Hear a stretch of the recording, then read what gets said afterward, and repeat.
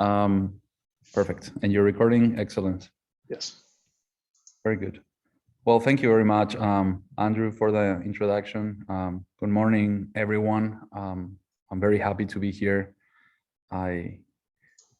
Northeast Ohio was one of the first places that I visited when I started at OSU in the Department of Plant Pathology last August. So I'm very glad that I was invited to come back and give a presentation. So thank you, guys. For those that do not know me, my name is Horacio Lopez-Nicora. I'm a new assistant professor in the Department of Plant Pathology, and I will be working with soybean diseases and nematodes. So today, what I planned is to talk about the soybean cyst nematode, arguably the most economically important pathogen of soybean in North America. And I will try to convince you that's the case. And then also stay in that root area and talk about other soil-borne pathogens that affect soybean. So let me use a pointer here. Okay, so to keep myself in track, or else I will talk nonstop about these pathogens. I prepare an agenda here, so I will discuss a little bit about the life cycle of the nematode, and through that, understand how the nematode cause such an important damage to soybean. We're going to talk about management when we know we have the problem. How can we know if we have the problem? And then jump and talk a little bit about the status of SCN in Ohio, and learn a little bit about the project that we have that is called Know Your Numbers, funded by Ohio Soybean Council and USB through the SCN Coalition. And then we're going to jump and talk about other soil-borne pathogens and do something similar, understand how they cause damage to soybean, talk about their management, and then bring up this strategy, which is when and how can we use seed treatments to mitigate the problems of these pathogens. So I'll start by talking about the soybean cyst nematode. I said it's a very important pathogen in soybean. This pathogen will overwinter in eggs in the soil or enclosed on the female that dies and protect the eggs as a cyst, and it will remain in the soil for several years. Once we have the problem, it's very unlikely that we are going to eradicate the problem, get rid of it, so we will have to manage it. The nematode, when conditions are favorable and soybean are in the field, they will hatch as this second stage juvenile. You can see that in the head of the nematode, it has a stylet that it will use to penetrate the root, causing already physical damage, migrating to the vascular system. And in the vascular system, the nematode will start probing different cells to engage in an interaction with the plant. If the plant is susceptible, the nematode will start feeding, and those cells around the head of the nematode will start changing, and the nematode will no longer move, will become sedentary. Now, those cells around the head of the nematodes will feed the nematode during its entire life cycle. So the nematode will continue growing, the males will regain this worm-like structure and get out to fertilize the female, and then we'll have soybean cyst nematode females that will lay approximately 250 eggs every 25 to 30 days during the field season. So you can see how quickly this nematode can reproduce in the soil. So how do we know if we have the problem? Well, most of the time we will not be able to see any visible symptoms, and I have some pictures and data to show you on this. But when conditions are very stressful for the plant, such as a very drought year or dry year, maybe nutrient deficiency or interaction with other pathogens, we will start seeing symptoms that will resemble those factors that stress the plant. So in very dry season, and if we have soybean cyst nematode, plants will be shorter, stunted. If we have, for example, nutrient deficiency, let's say potassium, we will see that marginal chlorosis on the leaves more intense. We will take a soil sample because we suspect that we have nutrient deficiency, send it to the soil lab. Results will come back saying, yes, indeed, we have a nutrient deficiency. We will amend and take care of that, and the plant will look healthier. However, when we took that soil sample, we did not take a subsample for the nematode lab, and the nematode will continue to reproduce in the field. Same thing with interaction with other organisms. Here in this picture, I'm showing you when we compare a resistant line to a susceptible line in a field infested with soybean cyst nematode, we can see difference or symptoms. However, most of the time in our field, we will plant one variety. We will not planting different variety to compare them. So it's really hard to see visible symptoms. The nematode is very well adapted to the Midwest, and that makes it hard for us to know if we have soybean cyst nematode.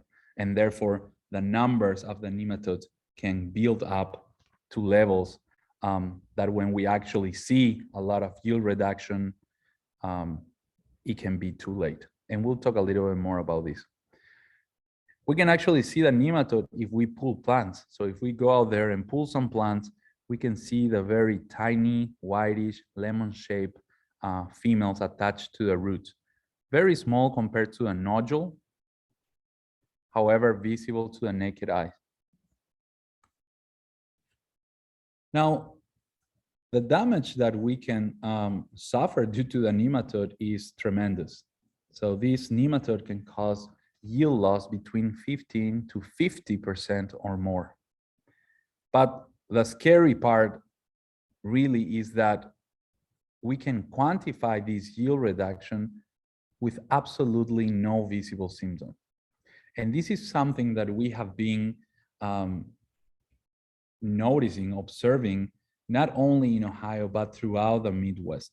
So different researchers, starting with Juan et al. In 2003, would go out there and measure plant height, intensity of the foliage, of the color of the foliage, branching, numbers of pods, anything that could indicate that plants under high levels of soybean cyst nematode were actually showing symptoms. And they couldn't see anything that would show plants with no nematodes and with nematodes apart, except when they went and harvest, that they could actually quantify 30% yield reduction or more. So we can perfectly have a beautiful soybean field and still be losing 30% of yield. And that for me is just something very scary. So how can we actually know that we have soybean cyst nematode? And the way we'll know is by taking a soil sample and knowing our numbers. Know if we have soybean cyst nematode and know at what levels. Now, once we do know that we have soybean cyst nematode and the levels are above damage thresholds, what do we do? So Terry Nieblack, retired nematologist from Ohio State, proposed these 3 R's: rotate, rotate, and rotate. So we can rotate to a non-host crop. So it's the soybean cyst nematode. So we can plant corn and the nematode will not reproduce on corn. And we can use that even to reduce the numbers of nematodes on that first season, or small grains, sunflower, anything that the nematode cannot reproduce on. We can rotate soybean varieties just by avoiding training that nematode to reproduce on the same genetic background will already help. Just rotate, change soybean varieties. Now, there is one important thing to know here, that most resistant soybean varieties have one unique source of resistance, which is PI 88788. This source of resistance is present in more than 90% of our commercially available soybean varieties with resistance to soybean cyst nematode. But still, switching and changing, rotating between these varieties will help mitigate the damage. The third rotate is to rotate sources of resistance. So I just mentioned that most of our commercially available soybean varieties with resistance to SCN have this unique source of resistance, PI 88788. Well, there are few, but others that have other types of sources of resistance, such as Peking, for example.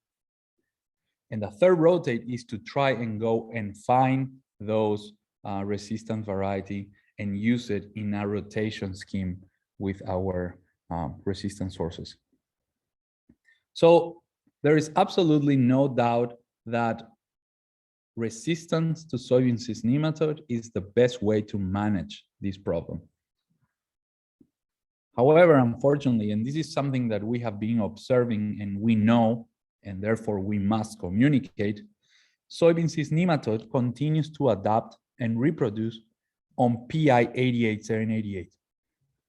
So PI 88788 is this one source of resistance that is present in more than 90% of our commercially available soybean varieties with resistance to soybean cyst nematode.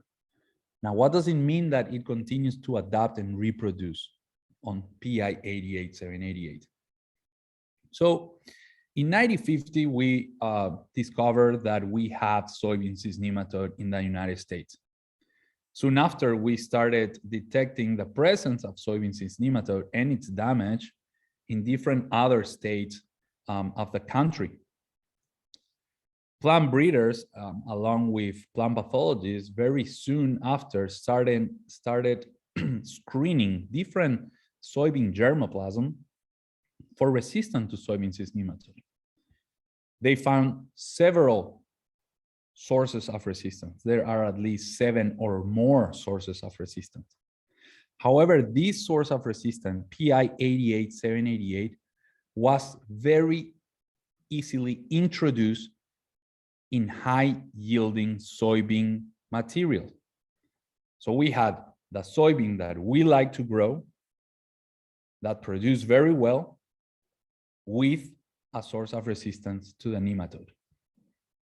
So before 1996, we had created soybean varieties with resistance to soybean cyst nematode that did not allow the nematode to reproduce more than 10% compared to a susceptible. And that was great because the population of soybean cyst nematode we had in our field were very easily managed with soybean varieties that had this PI 88788. So we did great. Unfortunately, we used that same source of resistance for over 30 years, exposing the nematode to a selection pressure. And now some of those nematode in the populations were able to reproduce, and that continued to create what we call a shift in virulence. So now the population that is more prevalent in the United States is one that can actually reproduce on PI 88788 above 10% compared to a susceptible check. So as of last year in a survey throughout the Midwest, more than 85% of the soybean cyst nematode population can reproduce on this source of resistance, which is present in more than 90% of our commercially available soybean varieties. So you can see the problem there, right? The resistance that we have for soybean cyst nematode is not that resistant anymore. So we need to integrate the management strategies. We can use some nematode protectant seed treatment. We can use cover crops or different sequencing of crops that are non-host with soybean to reduce the number of soybean cyst nematode and to mitigate the damage. Here's a list that Greg Tilka is a very prestigious nematologist in Iowa State. Actually, he was visiting last week. He came to give a seminar on the variety trials that he's conducting in Iowa State to our Department of Plant Pathology here at Ohio State. So if anyone is interested in that seminar, I can share that link. So Andrew, if anybody wants that, let me know, or I'll send you a link so you can share with everyone as well. But the nice thing that Greg Tilka does in his program is he evaluates a lot of these seed protectant and put and update this table in his program. So you can see some very familiar products probably that you may use for other pathogens. Let's say Elivo, this is fluopyran. It's also used to manage the fungus that causes SDS, and we're going to talk about this. And then others that you probably have been hearing about or using in your fields.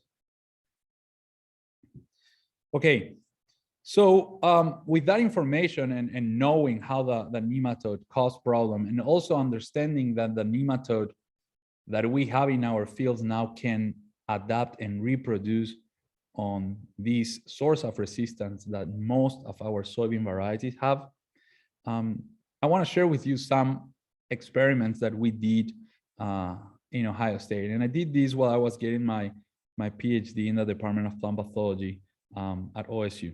I did this work with Terry Niblak and Ann Dorrance. And one of the questions we had was,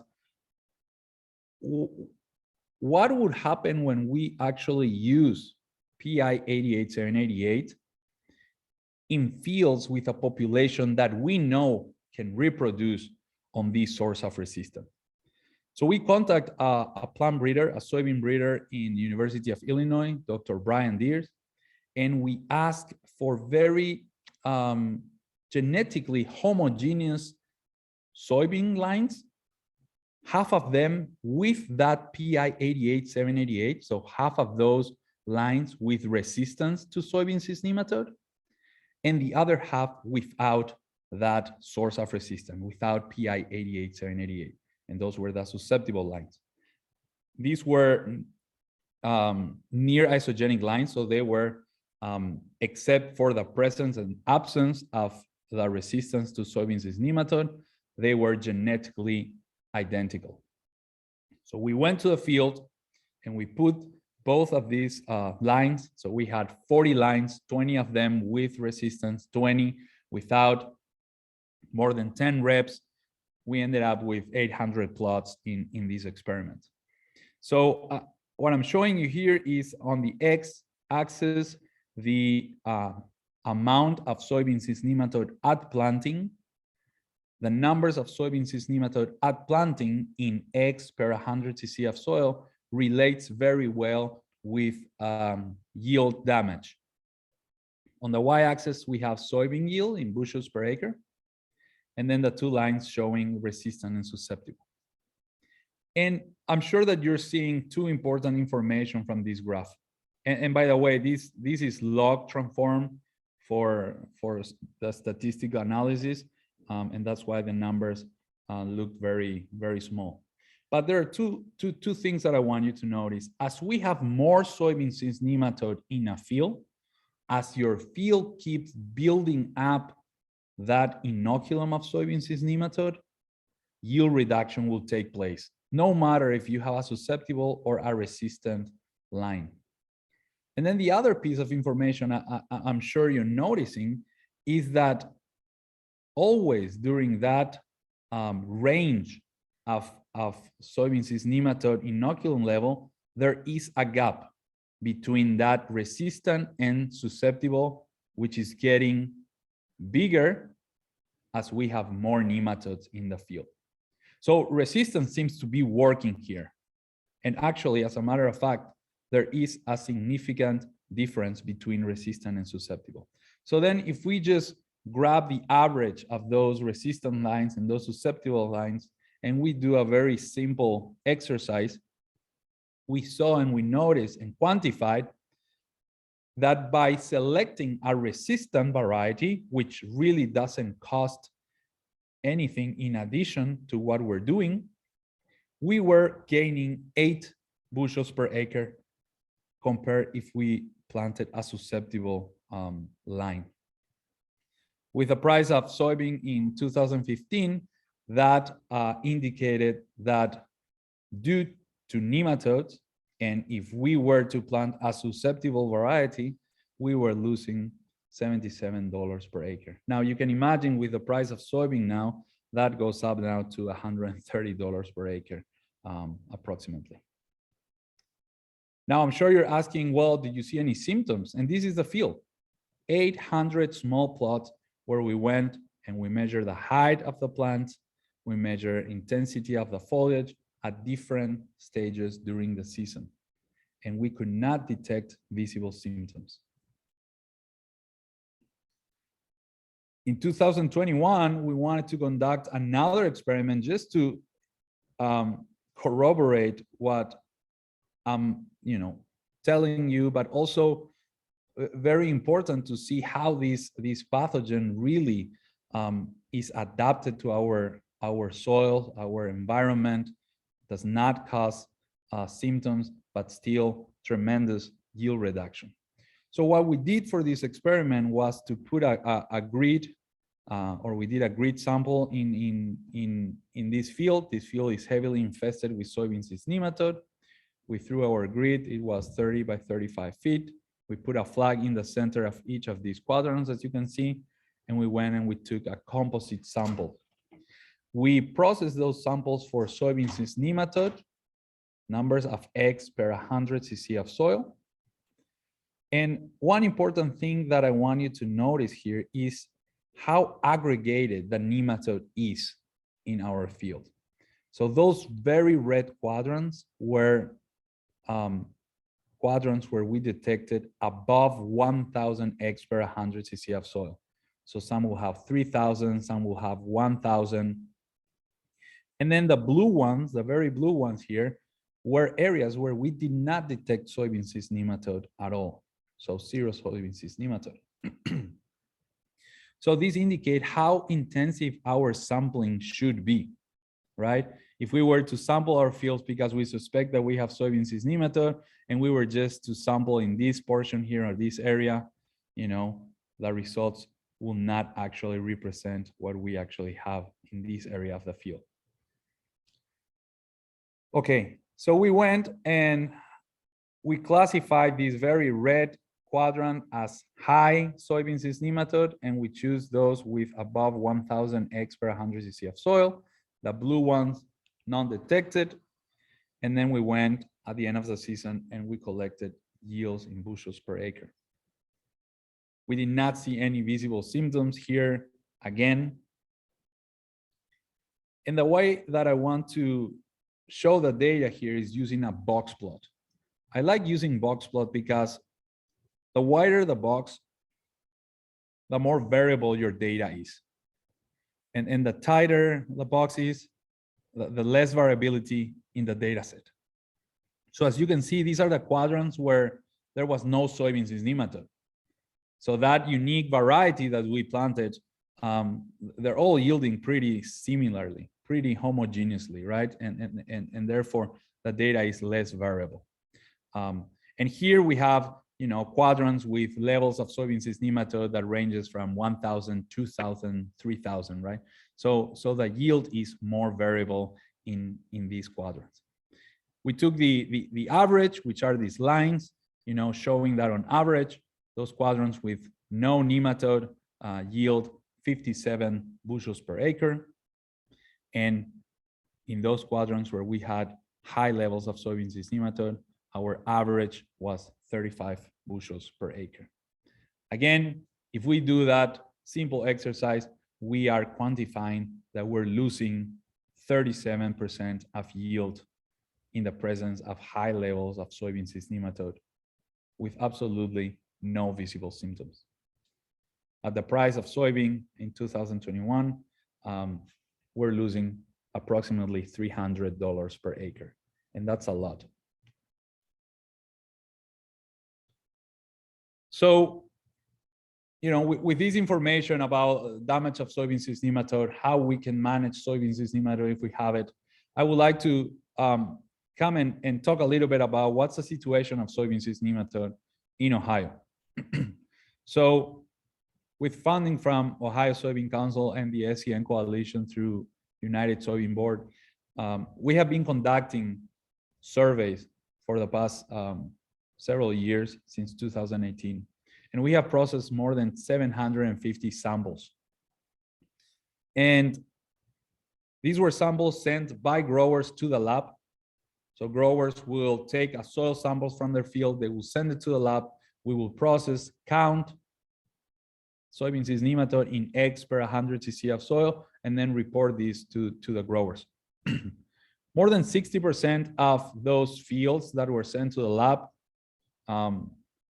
when I did this analysis, there were 741 fields that we processed. More than 60% had soybean cyst nematode.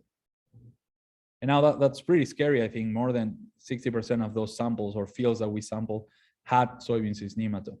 However, we were very happy to know that most of those samples that tested positive for soybean cyst nematode had very low levels of the nematode, which is great because keeping those numbers low is way easier than bringing those fields with very high level of soybean cyst nematode, above 2,000, above 5,000, low, below to damage threshold again. And the next questions that I'm sure you're asking or wondering is, well, of those nematodes, of those different fields, how well can they reproduce on that PI 88788? So from the fields that had very high levels of soybean cyst nematode, we were able to put that in the greenhouse and actually test for what we call an SCN type. And what we saw is that only 10% of those soybean cyst nematode population we can perfectly well manage with PI 8878, which means that those populations did not reproduce on PI 8878 above 10% compared to a susceptible check.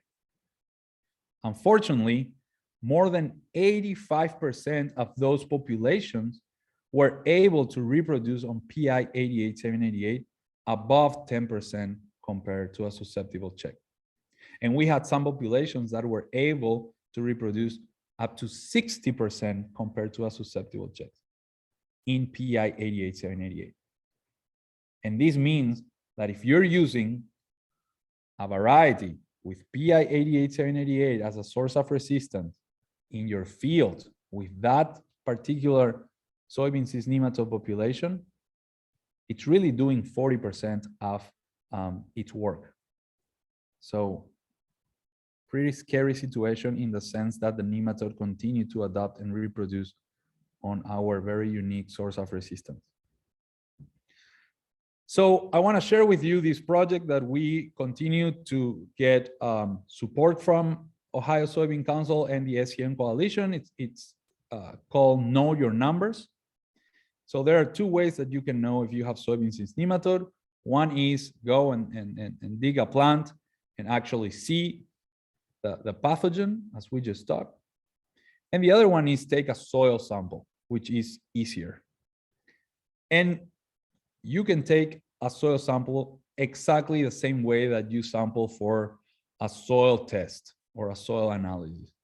You can break the fields in equal parts, no greater than 20 acres, and in a zigzag pattern, randomly sample between 15 and 20 cores, mix that very well, and send it to the lab.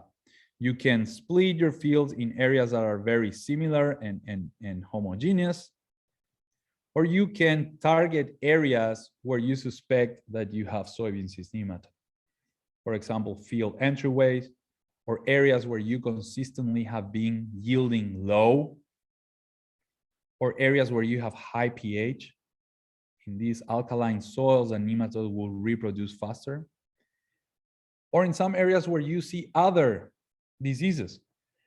For example, SDS, sudden death syndrome, which is normally associated with a nematode. You can send up to 2 samples per growers, and we will process that free of charge. Again, we will receive those samples in the soybean pathology and nematology lab in Columbus, Ohio, in the Department of Plant Pathology. We will process that, count soybean cyst nematode eggs per 100 cc of soil, and send that to you in an email with a table indicating or recommending the management according to the level of infestation that you have in the field. And of course, if you have any questions, you're more than welcome to email me, contact any of your extension educators there in Northeast Ohio, or give me a call.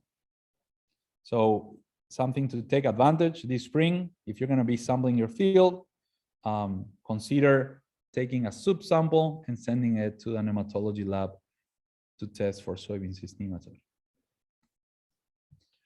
So with that, I want to now stay around the rhizosphere, the root area, but talk about other pathogens that we may encounter in our field. So sudden death syndrome is a disease caused by a fungus. Fusarium virguliforme is the most prevalent one in North America. There are different species of Fusarium that can cause SDS. But typically, this is what we see. Again, that aggregation in space, that spatial clustering or patchiness. We see plants that are wilting earlier or senescing earlier. And then we get close and we see these very characteristic symptoms.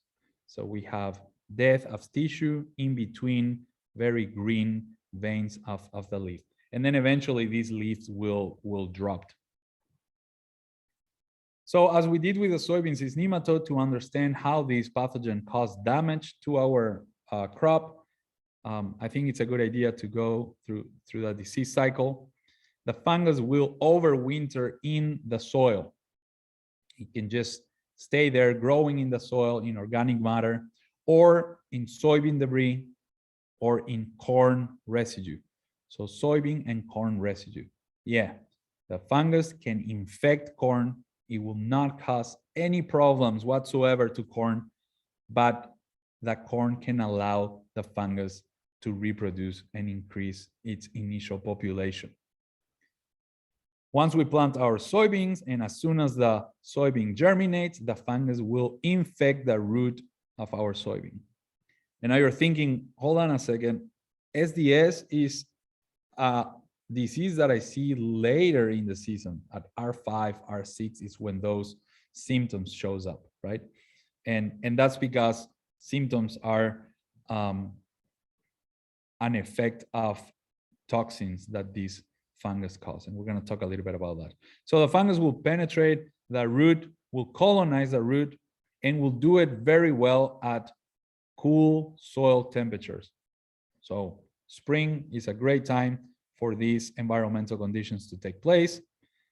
Wet conditions and compaction will also enhance the severity of this problem. And again, the fungus is a root rotter. It will rot the soybean roots. It will infect the root, and that's what it's going to be feeding on. And by creating death of many of these roots and secondary roots, that's how the plant will suffer yield damage.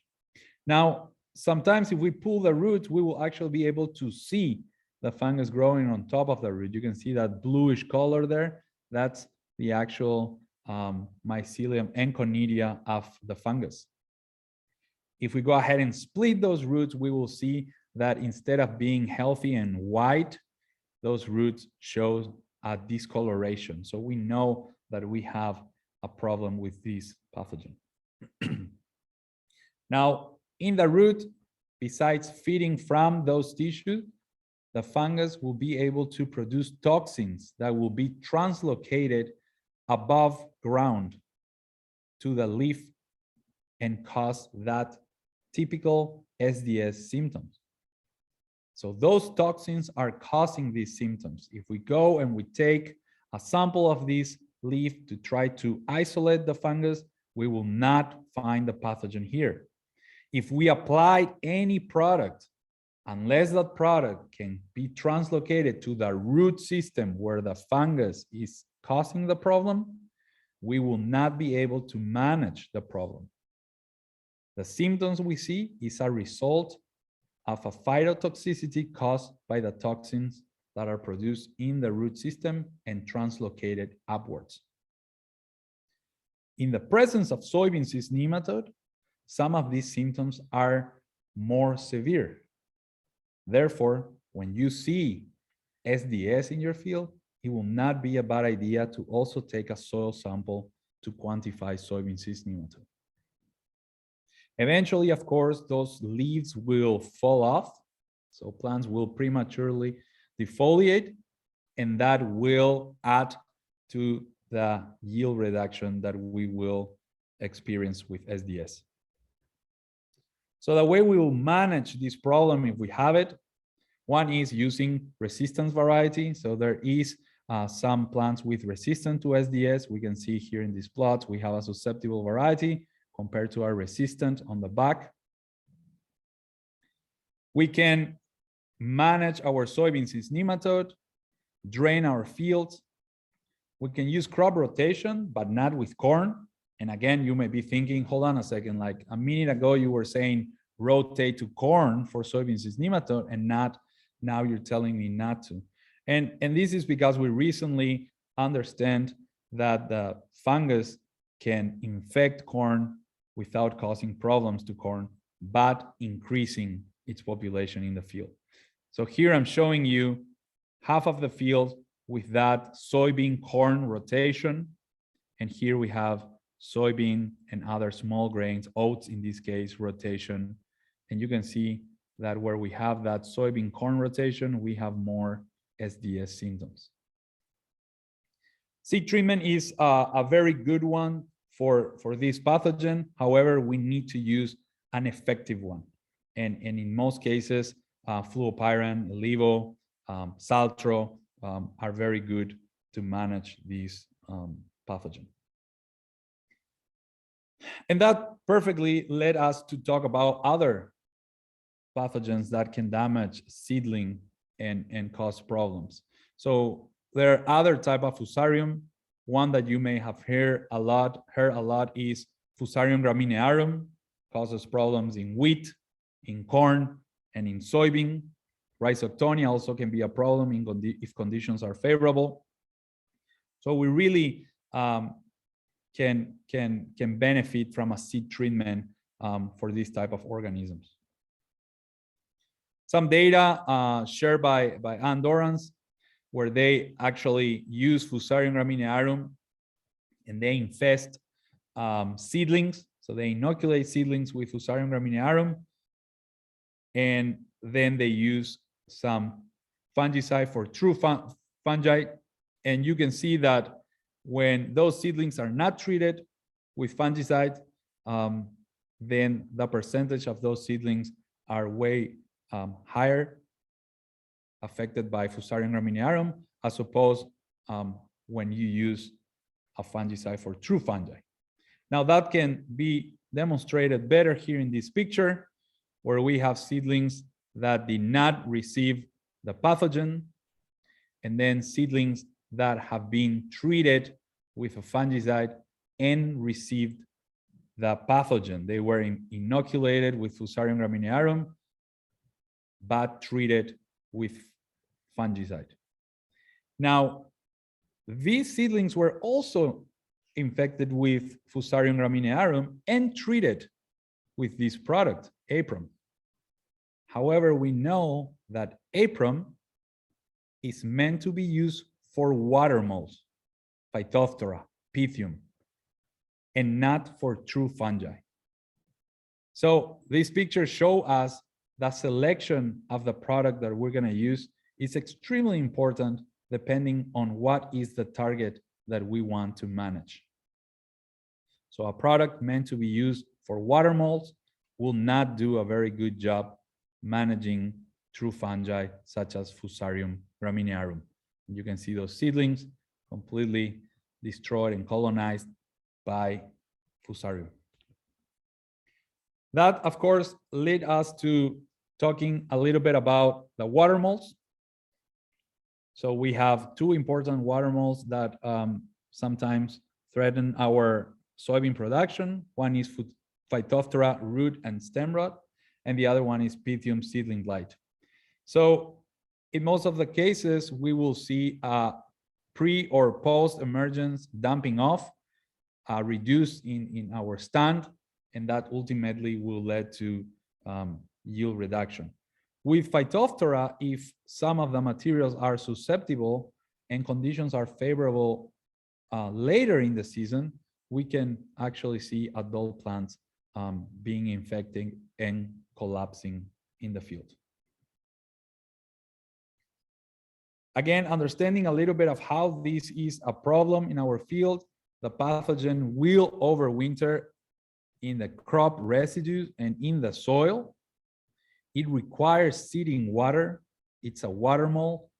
The spores that it will release have zoospores that need seeding water to swim and reach the roots or the root system, where it will start colonizing and killing the root and causing that early stage death of the plant. Now, Phytophthora is very severe when soil temperatures are around 60 degrees Fahrenheit. And then we have multiple species of Pythium, some that do very well at low temperatures and others that do pretty well at high temperatures. And we have all of these in one field. So pretty much what I'm showing here is that we will not get rid of the problem if we already have it. And now that's a good, situations where we can benefit again from a seed treatment. A really nice experiment that came out from Andoran's lab. They brought soil from a field, so the same soil, but incubated at different temperature. The same soil incubated at very low temperature, and that same soil incubated at high temperature. And then they quantified all the different Pythium and Phytophthora species. And what I want you to see is that when we have low temperatures in the soil, we have different type of species that will be colonizing and causing problems to our soybean. And when we have higher temperatures, we have other groups that will come up and cause problems. Again, we will not get rid of the problem if we already have it in the field. Another important situation is that most of these resistance to Phytophthora that we have available are being overcome by some of our isolates. So some of these resistant genes can now be overcome by populations of Phytophthora in the field. So that leaves us with a great tool, which is seed treatment. And this is where we're standing. We have great products, the three that I'm showing here, that do an excellent job controlling Phytophthora and Pythium, the water moles. But as I previously showed in a picture, they will not be recommended if we actually want to control true fungi, such as Fusarium, Rhizoctonia. However, there's another group that will not be recommended, or they do very poor job controlling water moles, but they're excellent for true fungi. Of course, we have the ones that will have a mixture of both the fungicides for true fungi and the product for water moles. And those are the ones that maybe we will want to look into if we have, and we know if we have water moles, but also potentially Fusarium and Rhizoctonia in our fields. With that, I want to just close the presentation with some final considerations. When should we consider using a seed treatment? If you know the history of your field, and if you know that you had previously seedling diseases, nematodes, or SDS, this will be a good indication that maybe you will benefit from a seed treatment. If you're planting into very wet and cool soil, history of compaction, this can be a good time to consider a seed treatment. Maybe you're practicing no-till, a wonderful practice, but also remember most of these organisms will overwinter in that plant residue. Then maybe seed treatment will be beneficial. We don't want to rotate. If soybean price continue to be as good as it's been last year, and we want to do soybean again, well, maybe a seed treatment will actually be very beneficial here. If we know that we're planting varieties that are not resistant to some of these soil-borne pathogens, then a seed treatment will also help us in our management. And then managing our nematodes population, especially at those very low levels, there is evidence that using a seed protectant can help us, with using a resistant variety, seed protectant, but then also a very well-planned rotation. With that, of course, I want to thank you for your attention, and I want to thank, of course, Ohio Soybean Council, the USB, and USDA NIFA for all the support. And I'll stick around for questions. Thank you. Awesome. Thank you, Horacio. We appreciate your presentation, and that was a lot of great information. So we'll open it up to questions. If anybody has any, please unmute yourself and you can ask them now.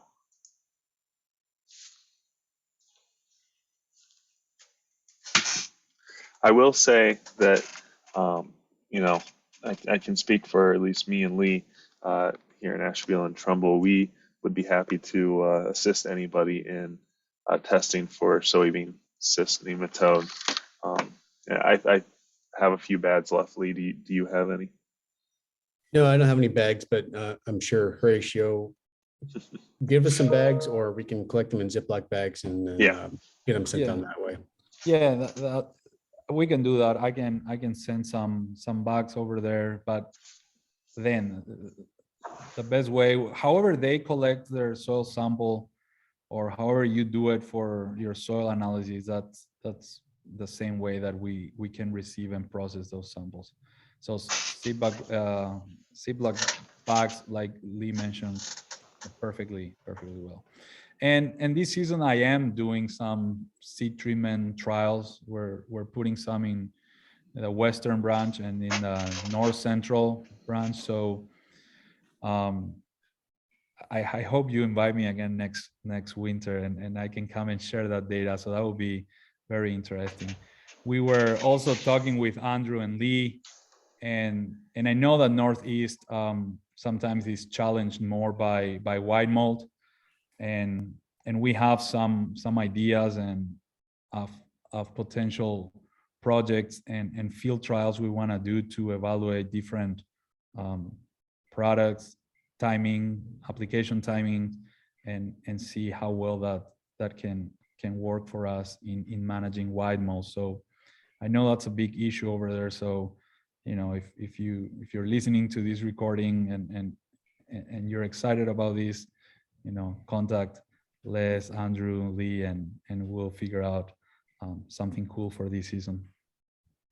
Yeah, we want to keep an eye on SCN too. We don't want it to pop up. That's right.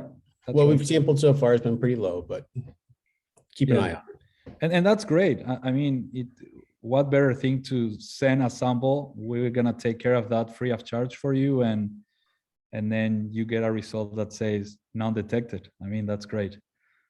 Yeah. And is fall still the best time to collect those samples? So actually, I just so it's funny. I had a similar question, and really, any time is a good time to test for SCN if you don't know if you have it. So when fall comes, I say fall is the best time to test for SCN. I think this week I wrote an article for the corn newsletter, and I'm saying spring is the best way, the best time to test for SCN. So, and again, if you don't do it in spring and you remember about SCN and you're curious and your plants are already out, that's the best time to sample for SCN as well. Just a soil sample will tell you if you have it and what level, what numbers you have. Yeah. All right, thanks, Horacio. Yeah, of course.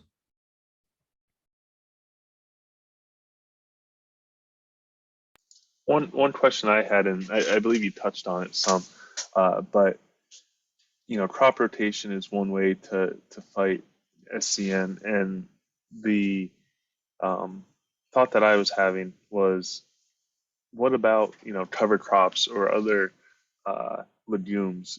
Are those protecting us from the nematode, or is it able to reproduce? You know, maybe like You read my mind. yeah, That was the question. Yeah, that's a great question, Andrew. And actually, I wanna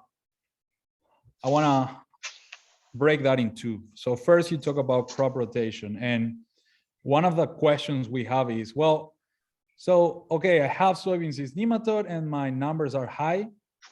I'll just plant corn. I'll just do continuous corn until I get rid of soybean cyst nematode. And unfortunately, that doesn't work with this animal. You will plant corn the first year after soybean, and you will see the largest reduction in population. And then you will do corn again, and you will see that that reduction is not as large as the previous year.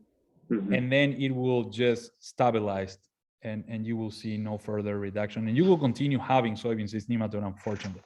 Okay. And that's because of the hatching process of the eggs. Some of these eggs will not hatch if they don't smell soybean in the soil, just to put it in easy way. And then the other component of your question was crop cover crops. And this is something that with my master students we're looking into, because I'm very interested in this. We're looking into the different cover crops that we can use in Ohio. And we're seeing two things in the greenhouse. One is, how well can those cover crops allow the nematode to reproduce or not? But then also we're looking at the mechanism. Does some of these cover crops attract the nematode, allow them to penetrate the root, but avoid reproduction? So if we can identify those cover crops that actually are serving as a trap crop, will be great. It will enhance the nematode to hatch, penetrate, but will not allow the nematode to complete its life cycle. And that's what we're doing. In addition to that, we're also evaluating different weeds. So we know that several weeds can allow the nematode to reproduce. Okay. The same thing, we want to know which of these weeds that we normally have in Ohio can allow the nematode to reproduce. There was one very nice study conducted in 2000 with weeds from Ohio. This was done by Kent Harrison and his team. But we're trying to update that list, have that list of different weeds and add new ones that were not tested at that time. But then also go out there in the field. Maybe they allow the nematode to reproduce, but the time that they show, let's say in fall, due to the temperature, we maybe shouldn't be that worried about. Or maybe we do, and we actually need to take care of those fall weeds, right? But we I heard do that know that we dead Sorry? nettle was a problem. That was one of the weeds that might be problematic. Correct. Yeah, so handbeat, purple dead nettle Yeah. are some that will allow the nematode to reproduce that we know. Pennycress as well, and pennycress now is a crop that is being pushed as a cover crop in different states. So we are putting in the greenhouse different wild types of pennycress, the ones that were considered weeds, but also those that have been improved to be used as a crop. And hopefully, again, hopefully next winter I can bring more of these type of research that we're doing, or results. Yeah. Yeah. Yeah, we'll certainly be interested to hear about that research. Is there, and I'm not as well versed in this, but you mentioned that the soybean cyst nematode needs to, in the aids, they need to sense that there's soybeans there. Has there been any discussion, like I'm saying, I don't know if it's possible, but tricking that plant, planting corn and coating that corn with some sort of, coating that can maybe trick them to coming out, and then there's nothing for them to host on. That's a very interesting question, Andrew. And I just mentioned this briefly, but there's not being a lot of study, and maybe because it's really hard. But the few studies that have been conducted in the hatching process, what they showed was that we have 3 cohorts in the group of eggs in the field. One that will hatch when the temperature is favorable. So as soon as we hit spring and the worm is getting warmer, you will have eggs that will hatch. Same thing, you will collect eggs and you put in at room temperature and they will start hatching. They will just hatch. Then there's the other group that will only hatch if you put soybean exudate. And I think that will be very interesting to follow up with some of the ideas that you're proposing, right? Yeah. But then there's this third cohort that you give them the correct temperature and they will not hatch. You provide them with the soybean root exudate and they will not hatch. It's time dependent. They will hatch whenever they want to hatch. And this is, for me, amazing, right? And the reason how this nematode can just continue being in your fields for years. How long is the efficacy on the seed treatments? That's a great question. As far as how far is it going to take you down the line before you still have the problem and they get around it?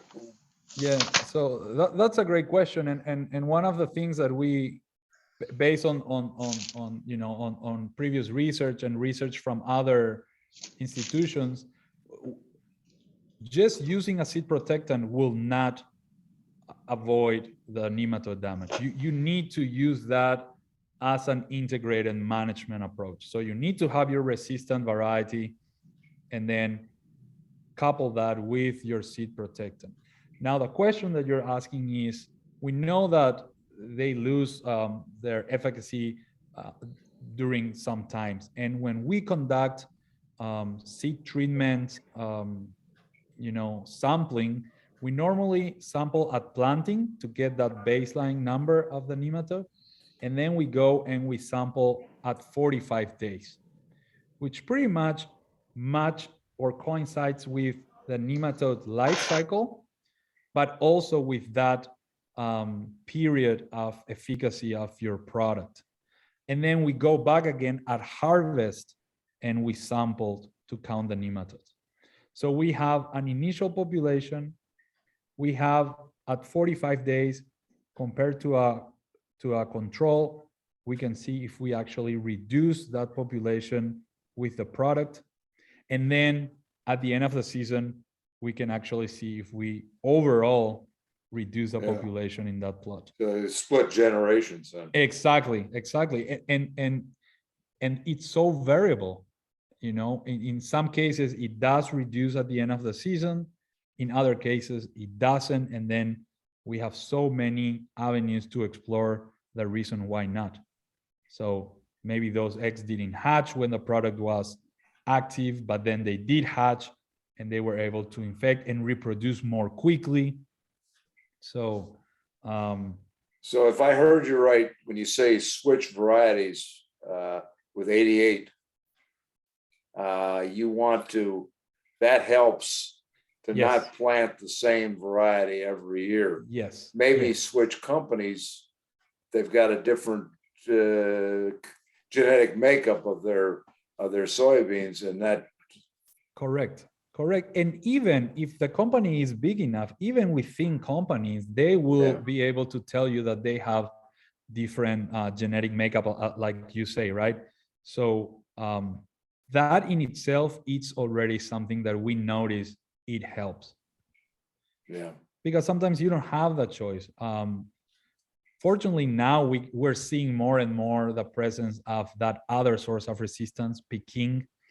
So we could, if we are already in a situation where our field has a lot of nematodes, we can potentially be able to go and acquire one that has Peking as source of resistance, and then start switching. But even susceptible, we cannot find it anymore.